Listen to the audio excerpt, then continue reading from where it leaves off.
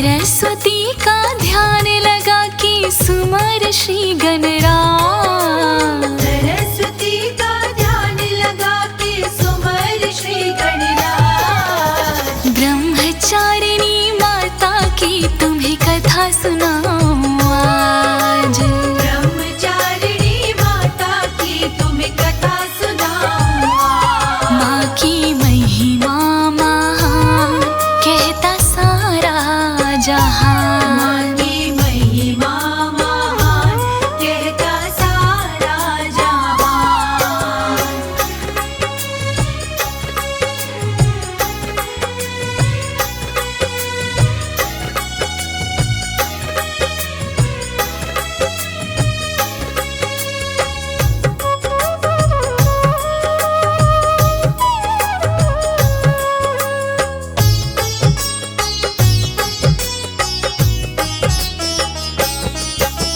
द्वितीय रूप है नव दुर्गा का ब्रह्मचारिणी माता।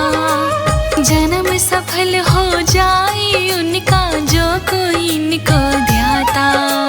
ब्रह्मचारिणी माँ का भक्तों रूप है बड़ा निराला।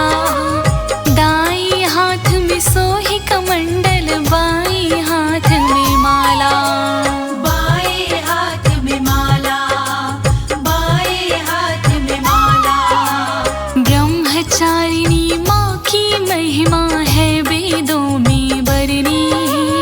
राजा हिमांचल पिता थे इनकी, माँ थी मैना इनकी। बालकाल में नारद ने इनको उपदेश दिया था। पति रूप में शिव को चुनना मार ये मंत्र दिया था। मार ये मंत्र दिया था, मार ये मंत्र दिया था। तप करके तुम्हें मिल जाएंगे भूतों के सरताज।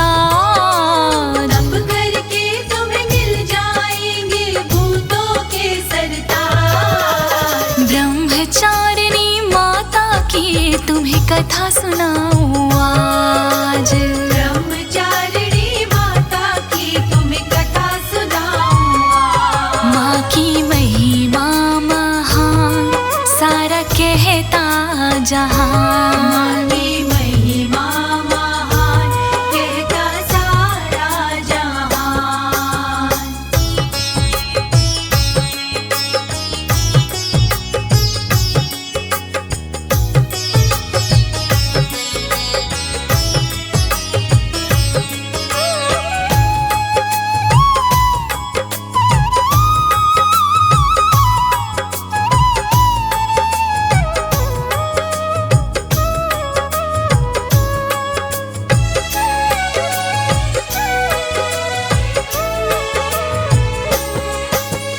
नारद जी की बात मान के करी तपस्या वन में। पति रूप में शिव को पाऊं कर लिया निश्चय मन में। 1000 साल तक माने कंद मूल फल खाए।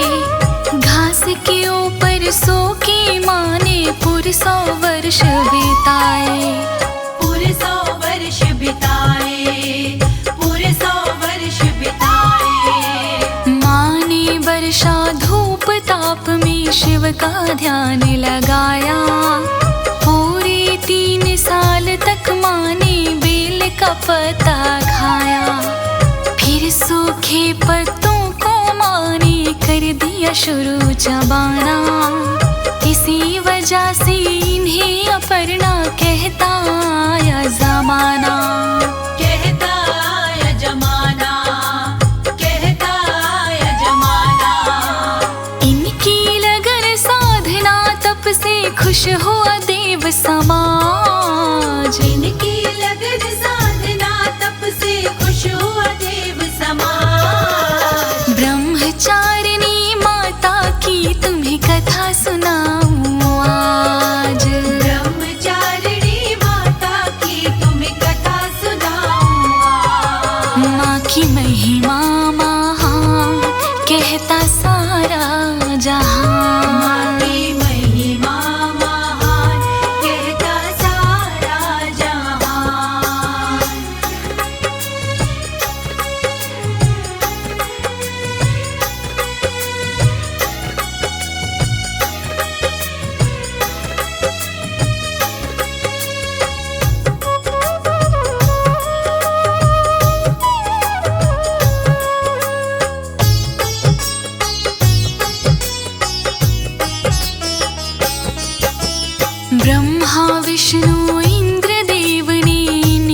करी बड़ाई। ऋषि मुनि और संत जनों ने महिमा इनकी गाई। देवों ने कहा तुमसे तपस्या ना कोई कर पाया। शिव जी को खुश करके तुमने अद्भुत पुण्य कमाया। अद्भुत पुण्य कमाया, अद्भुत पुण्य कमाया। ऐसी कठोर तपस्या का फल एक दिन तुम्हें मिलेगा। शिव शंकर सा पति रूप में साजन तुम्हें मिलेगा। छोड़ तपस्या घर को जाओ, मानो बात हमारी। थोड़ी समय में मनोकामना होगी पूर्ण तुम्हारी। होगी पूर्ण तुम्हारी, होगी पूर्ण तुम्हारी। जल्दी पूरे होंगे ब्याह के सारे रीत रिवाज। जल्दी पूरे होंगे ब्याह के सारे रीति रिवाज। ब्रह्मचारिणी माता की तुम्हें कथा सुनाऊं आज। ब्रह्मचारिणी माता की तुम्हें कथा सुनाऊं आज। माँ की महिमा महान कहता सारा जहां। माँ की महिमा महान कहता सारा जहान।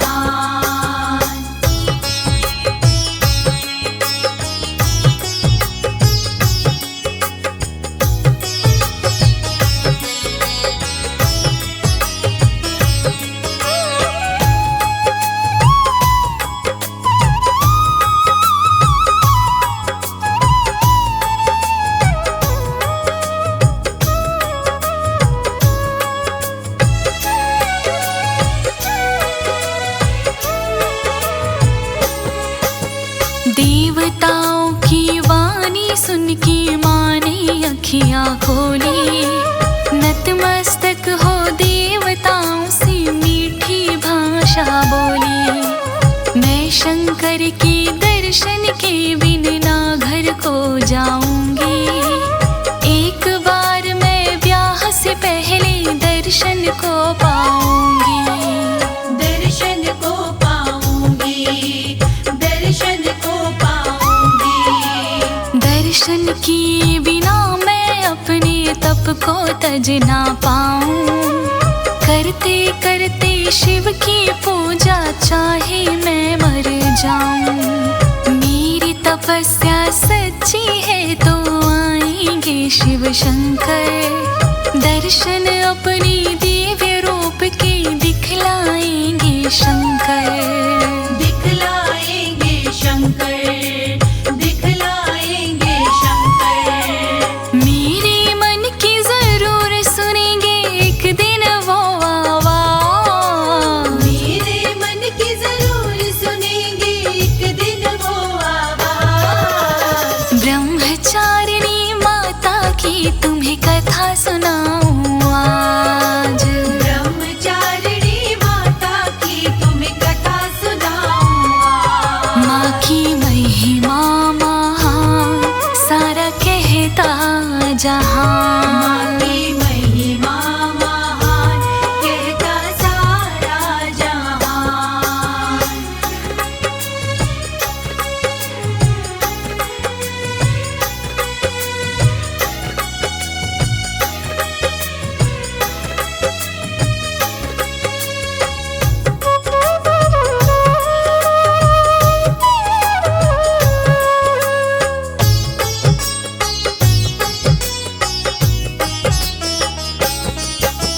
दृढ़ संकल्प देख के इनका शिव कैलाश से आए। बैरागी के रूप के दर्शन माता को दिखलाए। शंकर बोले क्यों चाहती हो पति रूप में मुझको।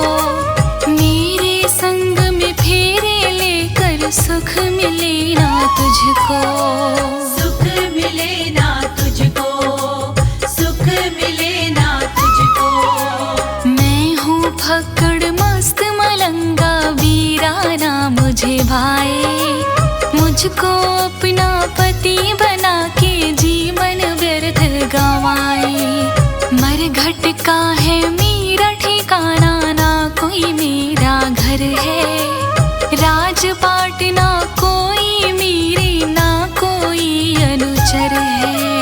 ना कोई अनुचर है, ना कोई अनुचर है। ना कोई मेरा सिंहासन, ना मेरे सिर पे ताज। ना कोई मेरा सिंहासन, ना मेरे सिर पे ताज। ब्रह्मचारिणी माता की तुम्हें कथा सुनाऊं आज। ब्रह्मचारिणी माता की तुम्हें कथा सुनाऊं आज। माँ की महिमा महान, कहता सारा जहां। माँ की महिमा महान, कहता सारा जहान।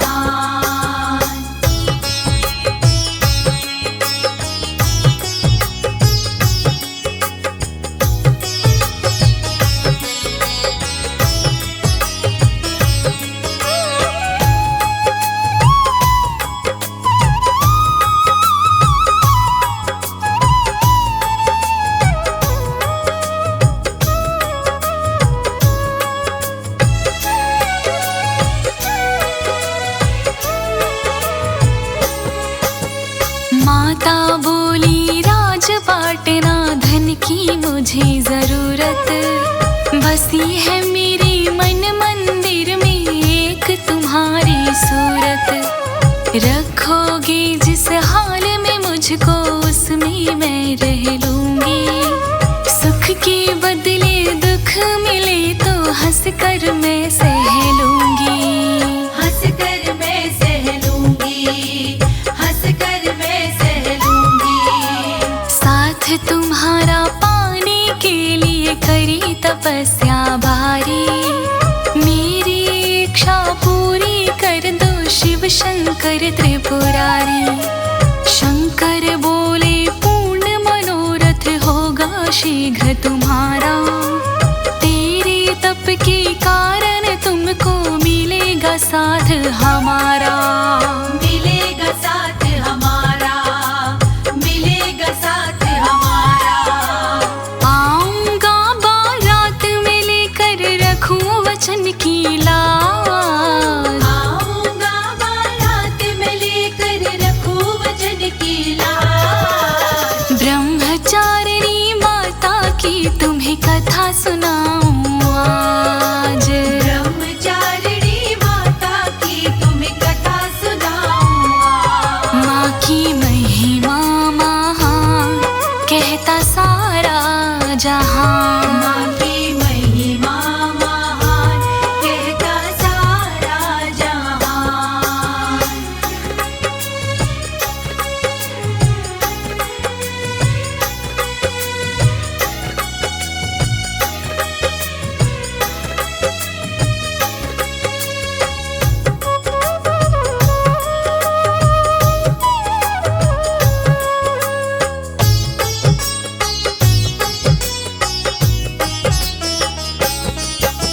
समय बीतते देर लगी ना, शुभ दिन जल्दी आया।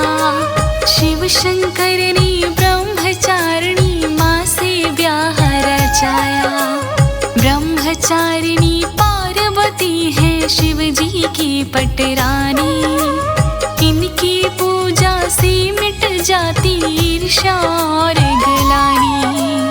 ईर्ष्या और गिलानी, ईर्ष्या और गिलानी। नवरातों में जो श्रद्धा से इनका सुमिरन करता, पापों के बंधन कट जाते, भव से पार उतरता। ब्रह्मचारिणी माँ के जैसा ना कोई ममता